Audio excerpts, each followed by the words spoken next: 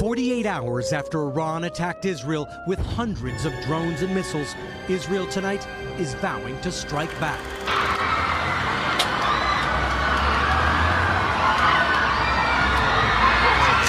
در ما خاتمه یافته است و قصدی بر ادامه این عملیات وجود نداره، اما چنانچه رژیم صهیونیستی اقدامی رو علیه جمهوری اسلامی ایران چه در خاک ما و چه در مراکز متعلق به ما در کشور سوریه یا جای دیگری انجام بده، عملیات بعدی ما بسیار بزرگتر از این انجام خواهد شد. Guys, ini berita yang sangat mengerikan dan mencengangkan baru saja terjadi. Resmi akhirnya Iran menyatakan perang terhadap Israel ya. Dengan cara apa? Dengan mengirimkan ratusan drone, rudal balistik dan termasuk peluru kendali dia kirimkan ke wilayah Israel langsung. So it's a direct attack nih dari Republik Islam Iran ke negara yang namanya Israel. Dan ini sebetulnya sesuatu hal yang sudah kita prediksi akan dilakukan. Dan teman-teman mungkin di sini belum ada yang nonton video kita yang sebelumnya. Kenapa ya Iran sampai melakukan serangan seperti ini? Beberapa keanehan juga terjadi sebetulnya. Baik sebelum serangan dilakukan dan setelah serangan dilakukan. Kenapa? Karena ternyata gue dapat kabar dari beberapa teman-teman yang tinggal di Yerusalem, 2 hari sebelum serangan itu dilakukan oleh Iran, itu sudah bocor informasinya ke rakyat Israel. Kok bisa? Apa yang terjadi? Bahkan yang lebih luar biasa lagi ya, 1 hari sebelum serangan dilakukan, which is hari Sabtu ya, di serangan itu dilakukan jam 1 pagi, itu rudalnya mendarat tuh di kota-kota di Israel. 1 malam sebelumnya, itu sekolah udah diliburkan tuh di Israel. Jadi mereka udah bikin pengumuman, kalian gak usah pergi ke sekolah, kalian stay at home aja. Karena apa? Karena nanti malam kita akan diserang oleh Iran. So ini sesuatu hal yang luar biasa ya. Kenapa kok ini bisa terjadi? Dan kok banyak keanehan ya dari serangan-serangan yang dilakukan oleh Iran dan respon Israel ini. Dan kalau lu penasaran, kenapa kita yakin banget bahwa posisi kita sekarang udah berada di pintu gerbang Perang Dunia Ketiga, lu jangan skip video nih. Apalagi kalau lu penasaran siapa sih sebetulnya yang mengkhianati ya informasi rahasia tentang rencana serangan Iran ini. Lu pasti kaget. Ternyata aktornya itu adalah negara-negara yang mungkin sering kamu datengin. So kalau lu penasaran, jangan di skip video ini. And let's check this out.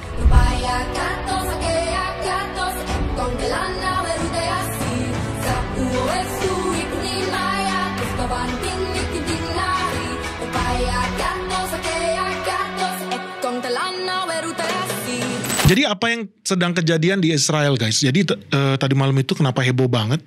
Karena ternyata Israel, wilayah Israel yang selama ini terkenal dengan wilayah yang sangat aman, karena mereka selalu berhasil menangkis serangan-serangan musuhnya, ternyata mereka berhasil ditembus oleh rudal-rudal milik negara Iran. Dan ini bikin heboh, kenapa? Karena warga-warga kemudian pada panik di sana. Yang walaupun meskipun ujung-ujungnya mereka hanya melihat petasan meledak di langit-langit mereka, karena pertahanan mereka sangat-sangat solid.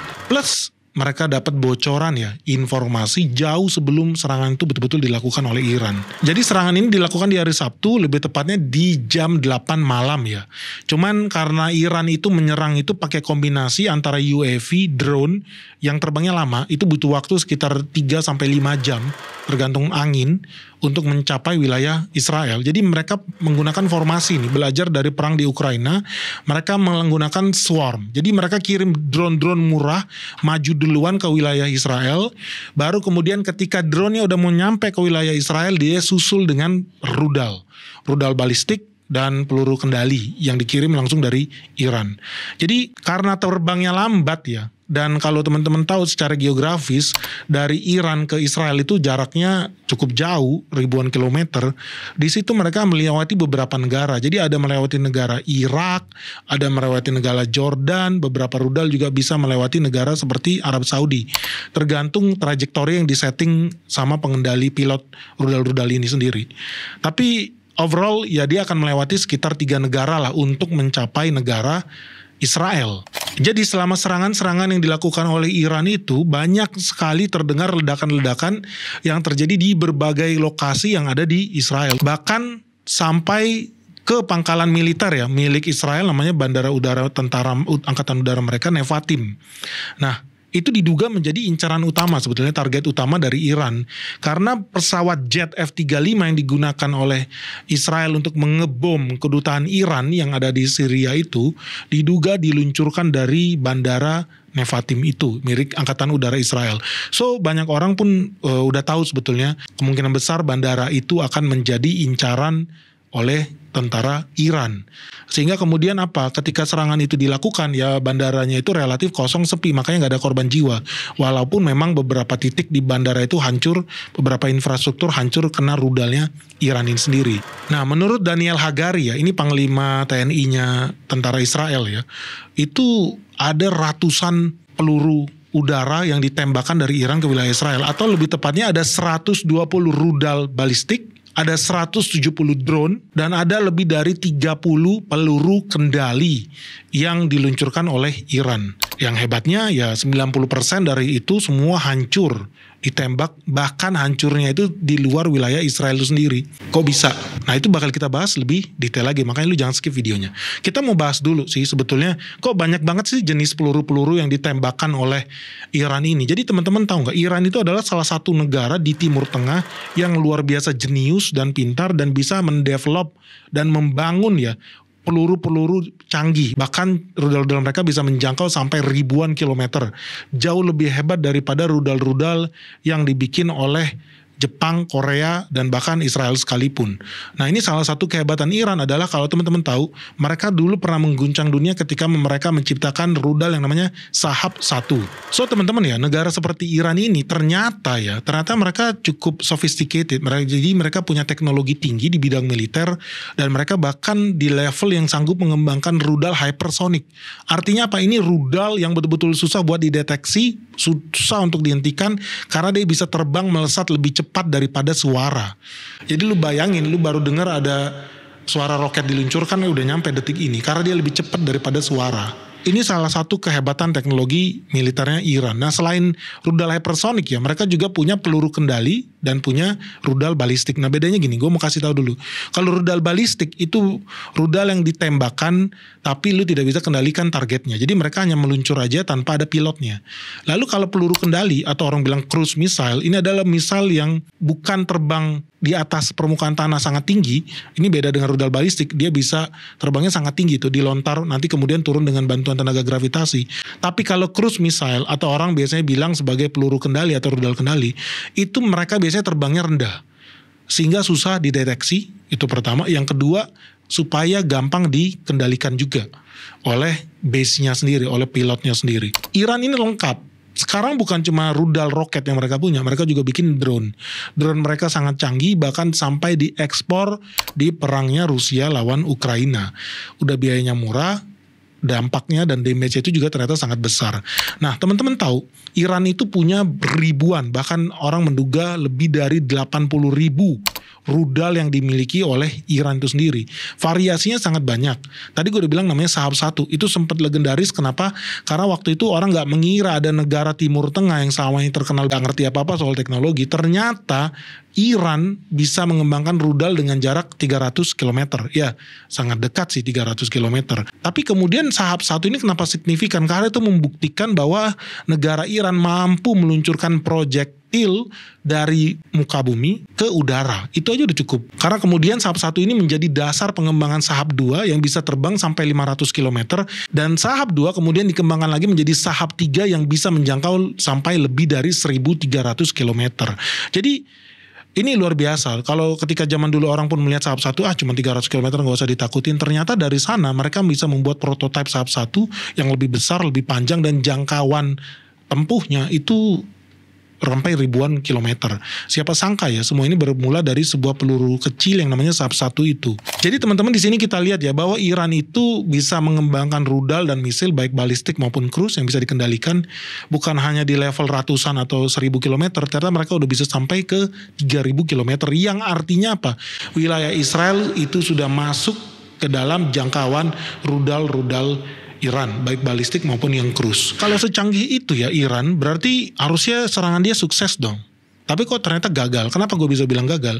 Karena lebih dari 90% peluru, rudal, drone yang dilancurkan itu ternyata udah hancur. Ada yang hancur di tengah jalan, ada yang hancur di atas langit-langitnya Israel, dan hanya beberapa yang bisa nembus dan membombardir beberapa wilayah Israel. Terus ini menjadi pertanyaan, apakah memang sehebat itu Iron Dome yang dimiliki oleh Israel? Karena buktinya Hezbollah dengan roket-roket aja bisa nembus pertahanan Israel. Kenapa Iran aja nggak bisa? Ternyata ada alasannya guys. Karena apa? Tadi ya, Iran tuh pertama ngirim dengan drone-drone itu lebih lambat. Sengaja mereka. Karena apa? Mereka mau bikin pusing pertahanannya Israel dengan drone-drone yang lebih lambat itu supaya habis peluru mereka. Sehingga kemudian ketika mau sampai ke Israel baru dikirimlah rudal ataupun misil-misil yang kecepatannya lebih tinggi ini. Sehingga diatur ketika mereka meluncurkan jam 8, jam 1 pagi itu akan meledak di Israel. Artinya apa? Kalau kita tinggal di 3 negara yang tadi gue sebutkan di awal seperti Irak, Syria, dan Jordan. Nah kalau lu bangun tengah malam lihat ke atas, itu lu betul-betul literally bisa lihat ada roket yang melintas dari arah timur ke barat, dari arah Iran menuju Israel. Jadi kamu betul-betul bisa lihat dengan mata kepalamu, oh ada roket nih lagi terbang di atas kepala kita menuju Israel. Tapi kenapa serangannya Iran bisa gagal ya? Padahal drone-nya itu udah 170 dan rudal balistiknya itu sampai 120. Artinya itu udah jauh lebih banyak dibandingkan Iron Dome yang dipunyai Israel. Tapi kemudian kok bisa lebih dari 90% hancur ya? Hanya cruise misalnya aja yang bisa nyampe ke dalam wilayahnya Israel. Ternyata ada penjelasannya guys. Ini di layar kaca kamu lihat bahwa apa?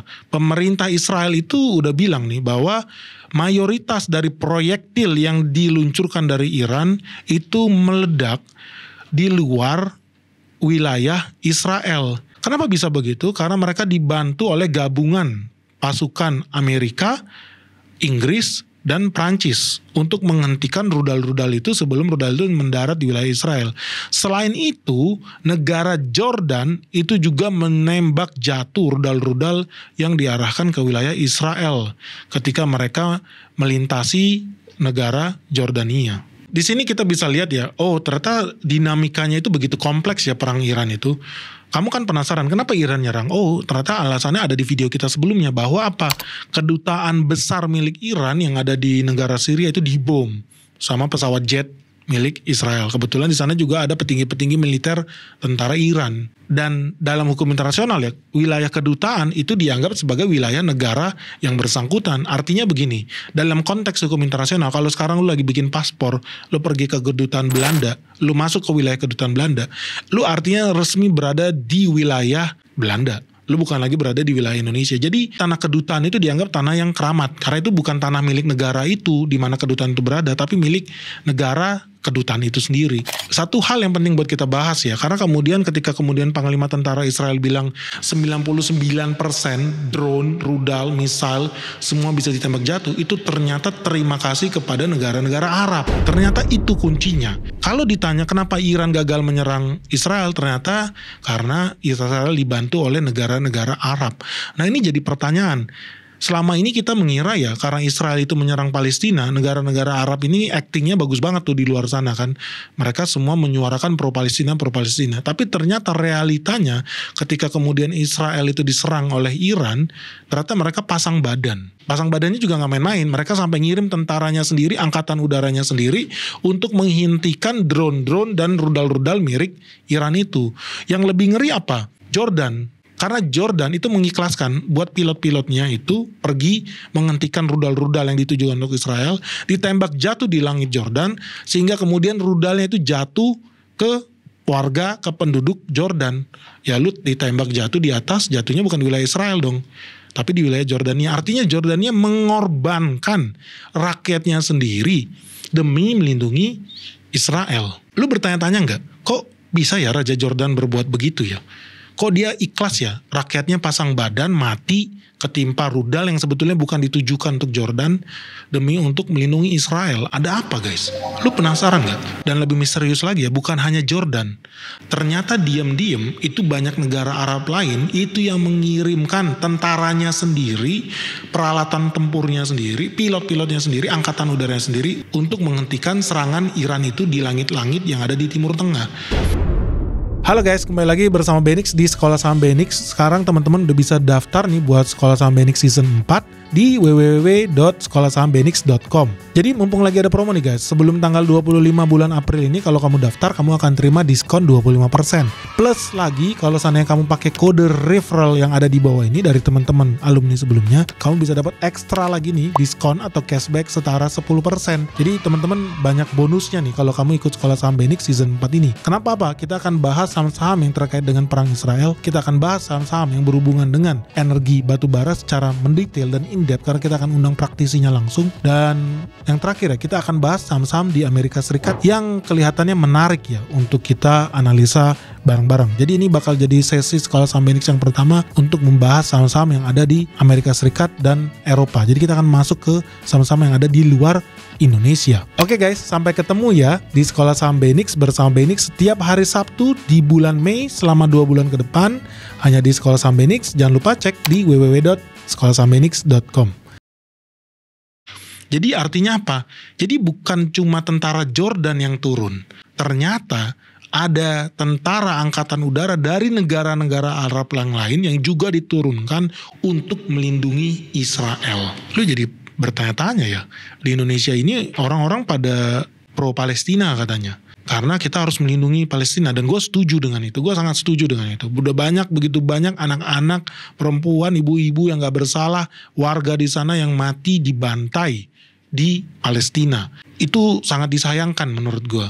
Kemudian ketika kita berpikir bahwa oke, jadi kita harus kompak nih mendukung Palestina, ternyata ada banyak negara-negara di luar sana yang acting pro Palestina, tapi kenyataannya nih ketika mereka beneran berperang, mereka malah memilih pihak Israel. Jadi di sini udah ketahuan nih. Dan ini menurut gua sebetulnya adalah salah satu dari strateginya Iran juga.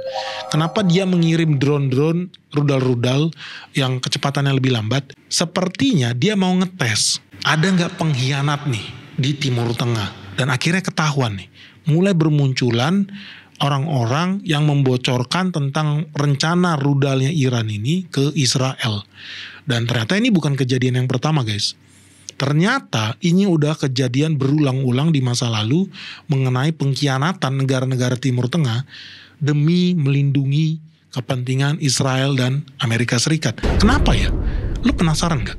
Kenapa ya mereka ngotot banget melindungi Israel? Tapi actingnya kalau di depan kamera ya, kalau ke rakyat-rakyat di luar Timur Tengah seperti ke Indonesia, selalu slogannya seolah-olah mereka itu adalah pelindungnya Palestina. Selalu mereka yang paling care gitu kan. Mereka kasih bantuan ya, sama kayak Amerika juga. Amerika banyak banget ngasih bantuan. Besoknya apa? Ngirim senjata lagi ke Israel. Nggak jelas gitu loh. Jadi inilah realita di dunia ini ya. Semua negara-negara maju itu, termasuk negara-negara yang berperang, itu yang mereka pedulikan apa? Hanya kepentingannya mereka sendiri. Dan ini jadi pelajaran menurut gua ya, yang bisa kita ambil nih dari Indonesia, bahwa kita jangan mudah dihasut nih oleh agenda-agenda asing yang kita nggak tahu kepentingannya apa. Entah itu Amerika, Rusia, Iran, Cina, Arab Saudi, semua kita harus mau kritisi dan mempertanyakan ada apa? Ada apa di balik semua itu? Karena jangan-jangan semua yang dibawa ke kita itu cuma propaganda, aslinya kita nggak pernah tahu. Karena sekarang akhirnya ketahuan aslinya siapa sih sebetulnya yang berkepentingan untuk membela Palestina. Ternyata yang berani membela Palestina sampai detik ini ya hanya Republik Syiah Iran. Yang lain ternyata pada rebutan untuk melindungi Israel. Dan itu terbukti pada kejadian hari Sabtu kemarin. Di data yang kamu bisa lihat di layar kaca, itu dikatakan bahwa tentara Amerika Serikat berhasil menghancurkan 80 dari 170 drone yang diluncurkan oleh Iran menuju Israel. Sementara Inggris, Jordan, dan Prancis semuanya membantu untuk menghentikan serangan-serangan UAV, dan negara-negara seperti Saudi Arabia dan Uni Emirat Arab dikabarkan mereka sudah membocorkan rahasia intelijen tentang penyerangan ini. Jadi teman-teman di sini kita lihat ada banyak kombinasi nih. Ada banyak permainan nih di dalam serangan Iran dan Israel ini. Ya, permainan pertama bahwa Iran udah tahu gua rasa ada pengkhianat. Sehingga dia kirim juga persenjataan-persenjataan ya yang cap kaki 5 lah. Ya kalau tembus syukur. Tapi udah terukur. Mungkin cuma 3 atau 5 biji, yang penting bisa ngehit Israel. Dan dia juga gak mau keluar begitu banyak amunisi yang mahal-mahal. Karena apa? Dia juga mau pancing, dia mau lihat. Sebenarnya raja-raja Arab ini lebih membela kepentingan Palestina atau lebih membela kepentingannya Israel dan Amerika Serikat. Ternyata kemudian lu bisa lihat sendiri dan sejarah membuktikan bahwa ya mereka lebih rela membela kepentingan Israel dan Amerika Serikat. Kok bisa ya? Jangan-jangan negara-negara itu bisa jadi berkuasa sekarang karena didukung oleh Amerika Serikat dan Israel lagi. Sehingga mereka setia sampai sekarang kepada yang mendudukan mereka di kursi itu. Jadi mungkin mereka merasa kursinya terlalu nyaman ya. Sehingga mereka tutup mata tentang apa yang terjadi, porak-porandanya Timur Tengah, mereka tutup mata dengan itu semua. Dan untuk menambah kebingungan kamu ya, ternyata bahwa negara-negara Timur Tengah nih ya, seperti Uni Emirat Arab, Saudi Arabia, Arab Saudi, itu bahkan sampai rela ya membocorkan hasil meeting-meeting rahasia antara negara Arab itu Timur Tengah sendiri, itu ke Israel dan ke Amerika Serikat. Jadi mereka sudah ambil tindakan lebih awal, lebih dini untuk menyikapi serangan yang akan dilakukan oleh Iran. Dan menurut gua ini sebetulnya udah lama diagendakan. Ada sebuah perjanjian yang namanya Abraham Accord. Ini perjanjian Abraham. Perjanjian ini dibuat oleh Presiden Amerika Serikat di eranya Donald Trump. Jadi di layar kaca kamu bisa lihat ini udah resmi ditandatangani oleh beberapa negara Timur Tengah. Mereka bersedia dan mereka bahkan meminta untuk bisa menjadi sekutunya Amerika Serikat dan Israel. Ketika kemudian Donald Trump bilang, gue mau bikin aliansi nih. Kita mau bikin perikatan nih, kesepakatan di antara kita nih. Untuk saling melindungi, saling bergabung. Yuk, ikutan yuk. Lu tahu negara-negara yang tanda tangan secara resmi bahkan sampai foto-foto bareng dengan Donald Trump untuk bersama-sama melindungi Israel. Negara yang udah resmi menandatangan, lu bisa lihat di layar kaca. Itu ada negara Jordan, ada negara Mesir, ada negeri Bahrain dan Uni Emirat Arab. Ini yang udah secara resmi menandatangani dan bahkan sampai bikin konferensi pers dengan bangganya mereka bilang kami adalah bagian dari Israel dan Amerika Serikat. Lalu ada juga negara yang diem-diem mereka sebetulnya tanda tangan juga tapi nggak bilang. Jadi negara yang diem-diem itu yang warnanya hijau muda. Di sini lo bisa lihat ada Sudan, Saudi Arabia, Qatar, dan Oman. Nah itu adalah negara-negara yang sebetulnya sepakat dengan isi Abraham Accord itu sendiri untuk menjadi mitranya Israel dan Amerika Serikat. Apa sih isinya di situ? Isinya adalah ketika lu tanda tangan itu, lu harus rela dan ikhlas. Tentara lu dipergunakan demi kepentingan sekutu. Itu yang pertama. Yang kedua, lu harus rela dan ikhlas negara lu, tanah lu dipakai untuk pangkalan-pangkalan militer Amerika Serikat maupun Israel. Termasuk apa? Kalau mau ada keluar masuk nih, tanknya Amerika mau keluar masuk Arab Saudi, boleh nggak? Boleh. Pesawat jet Amerika Serikat mendarat di Arab Saudi, boleh? Boleh. Jadi ini semua adalah kesepakatan yang sebetulnya terjadi di Timur Tengah antara Amerika Serikat dengan Israel. Dan ini nggak banyak yang bahas. Sekarang apa semuanya ya merasa Timur Tengah baik-baik aja di bawah kepemimpinan Saudi Arabia. Padahal ternyata Timur Tengah itu penuh dengan perpecahan. Kenapa? Karena mereka sampai detik ini nggak pernah mencapai kata sepakat. Bahkan untuk suatu kasus simpel seperti Israel dan Palestina aja ya. Ketika kemudian ada satu pihak seperti Iran yang berani tampil beda, membela kepentingan Palestina, dia menyerang Israel. Negara-negara lain di Timur Tengah itu pada ketakutan dan mereka pada kebingungan. Kenapa? Karena pada saat yang sama mereka itu menampilkan citra sebagai orang yang care, peduli dengan Palestina. Mereka adalah pelindung ummah gitu kan. Tapi faktanya sampai detik ini, satu-satunya negara Timur Tengah yang berani menyerang Israel, ya hanya Iran. Negara-negara yang tadi gue sebutin, ya Jordan, Arab Saudi, Uni Emirat Arab, tidak ada satu butir pelurunya pun keluar untuk melindungi rakyat Palestina. Jadi di sini akhirnya mungkin terbuka ya kacamata lu bahwa selama ini ternyata kita disuruh bela-bela Palestina sama mereka, ternyata mereka sendiri nggak ada tuh yang mau belain Palestina. Realitanya mereka malah melindungi Israel. Dan ini adalah realita ya, dunia nyata. Teman-teman jangan kaget kalau kemudian ini bakal bisa bikin makin panas di Indonesia. Dan ini negara Indonesia harus benar-benar bersiap-siap. Kenapa? Karena teman-teman tahu, ketika Jordan ngebomin bom-bom rudal-rudalnya Iran, itu rakyat Jordan sendiri itu marah kepada Raja Jordan. Raja Arab Jordan itu mereka marah.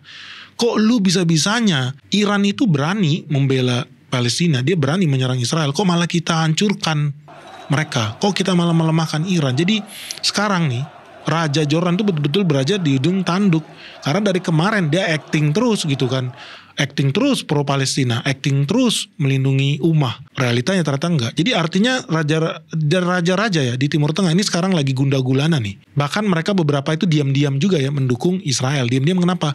Ya mereka takut digulingkan oleh rakyatnya sendiri. Karena di luar ya negara-negara itu ya termasuk sampai ke Indonesia ya selalu bilangnya bahwa kita pro Palestina.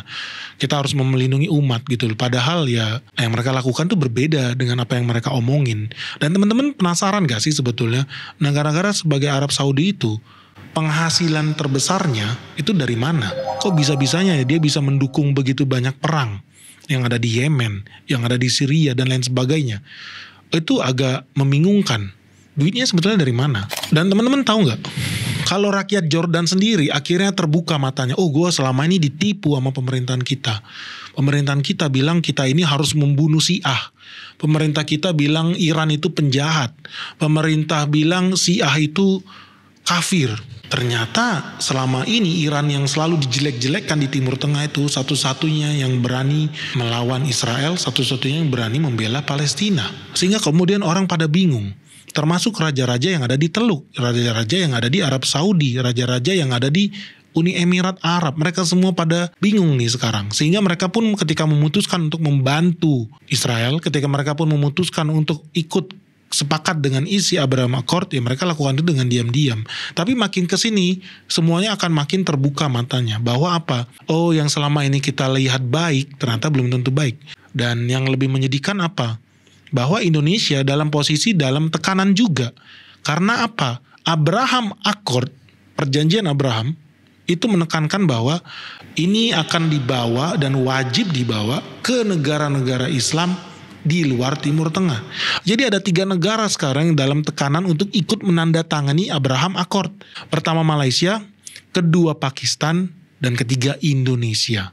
So lu jangan heran ya, kemarin ada menteri dari Indonesia itu akhirnya mengaku ya di media massa, dia mendapat tekanan besar untuk segera bergabung di dalam perjanjian Abraham Accord itu. Atau intinya adalah memperbaiki dan membuka hubungan bilateral dengan Israel. Ini tekanan ini sangat luar biasa dan harus siap-siap. Kalau kita ikut bergabung dengan itu artinya kita menjadi sekutu Israel dan Amerika Serikat, ya harus siap-siap dengan konsekuensinya. Konsekuensinya apa ya? Konsekuensinya kemungkinan bakal banyak orang-orang yang mulai masak telur di Indonesia.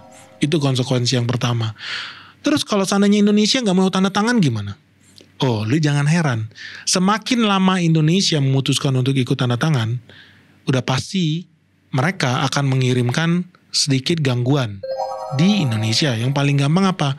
Amerika akan mulai hahi bersama organisasi Papua Merdeka. Jadi lu jangan heran ya, akan makin panas nih dalam 1 tahun ke depan. Yang berhubungan dengan apa? Peristiwa-peristiwa terorisme, peristiwa-peristiwa di Papua, dan kemungkinan daerah lain pun akan menyusul. Jadi Indonesia sekarang betul-betul berada di posisi yang dilematis.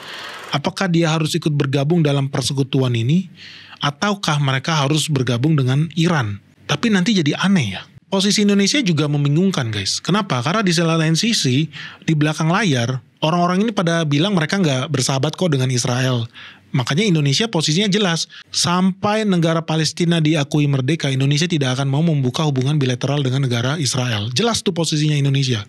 Nah, kenapa? Karena kemungkinan negara Indonesia itu melihat negara-negara yang di Timur Tengah juga begitu kompak ya membela Palestina. Padahal ternyata di belakang layar mereka tanda tangan juga bersama sekutu-sekutu di barat itu. Nah sekarang posisi Indonesia akan semakin dilematis. So teman-teman jangan heran kalau kemudian akan makin banyak kejadian-kejadian aneh di Indonesia dalam 1 tahun ke depan. Apa? Teroris, bom, Papua Merdeka, dan lain sebagainya. Dan gue sangat yakin dan gue berharap ya negara bisa tanggulangin itu dengan cepat karena situasi akan semakin panas. Ya satu hal yang paling penting buat kita lihat di sini sebetulnya apa? Pertama ya terkait langkah Indonesia. Apakah Indonesia menurut kamu harus bergabung dengan kubu Israel, Arab Saudi, dan Amerika Serikat? Atau yang kedua, jangan-jangan sebaiknya Indonesia tetap netral walaupun sulit, pasti banyak gangguan nanti di kiri kanan kamu bisa saksikan sendiri. Atau yang ketiga, langsung aja terang-terangan kita bergabung dengan Cina, kita bergabung dengan Rusia dan Iran. Menurut kamu apa yang harus dilakukan? Lalu selain itu, selain posisi Indonesia, yang kedua adalah posisi Israel. Menurut kamu apakah langkah yang akan diambil oleh Israel selanjutnya? Karena menurut gua ini umpan yang ditaruh oleh Israel udah dijawab oleh Iran. Dan Iran menjawabnya dengan strategis. Dia nggak asal-asalan, dia nggak ngebom perumahan orang, dia nggak ngebom rakyat-rakyat yang nggak bersalah. Dia hanya mengincar instalasi militer milik Israel, which is ya pangkalan udara yang dimiliki oleh Israel itu sendiri. Dan berhasil nggak? Berhasil. Dan yang unik di sini gini, ingat ya tadi gue udah bilang ya, drone-drone UAV yang diluncurkan oleh Iran itu butuh waktu 5 jam untuk mencapai wilayah Israel. Setelah mereka luncurkan, 1 jam sebelum drone-drone dan rudal balistik yang nge-hit Israel, pas rudal yang masih di atas udara, Iran bilang apa? Misi kita sudah selesai, perang sudah berakhir. Kok aneh juga nih Iran nih.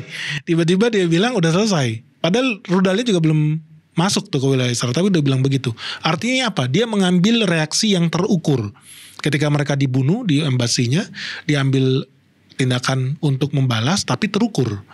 Tapi ini sudah cukup sebetulnya untuk men-trigger Israel. So yang kita harus perhatikan apa? Pertama langkah Indonesia, yang kedua adalah langkah Israel. Langkah Israel selanjutnya apa? Apakah akan serangan balik atau diam saja?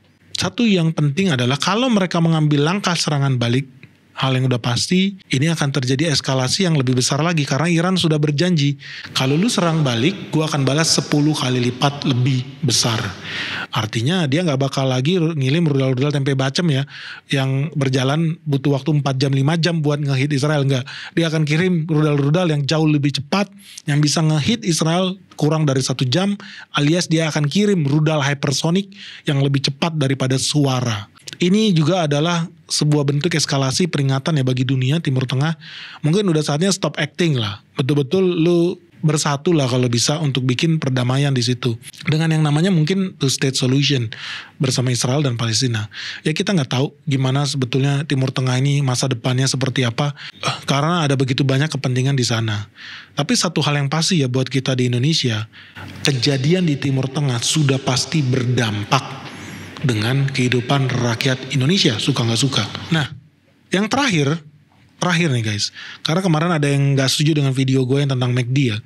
Dia bilang gini, bang lu kalau bahas McD lu bahas juga dong BlackRock, kan duitnya paling banyak tuh perusahaan investasi. Oke kita bahas BlackRock, tapi lu siap nggak dengan kenyataannya? Menurut lu duit yang dikelola oleh BlackRock itu duitnya siapa? Lu jangan kaget, jangan-jangan dari negara-negara pengkhianat itu.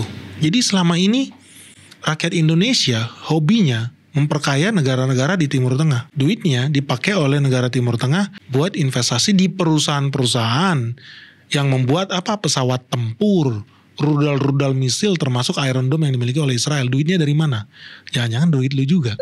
Nggak nyangka ya. So kalau lu penasaran ya tentang kisah cinta segitiga ya antara rakyat Indonesia dan BlackRock untuk bersama-sama membunuh rakyat Palestina, lu segera like and share video ini, karena begitu mencapai 50.000 like, kita akan bikin videonya cinta segitiga Indonesia dan BlackRock. Sampai ketemu guys.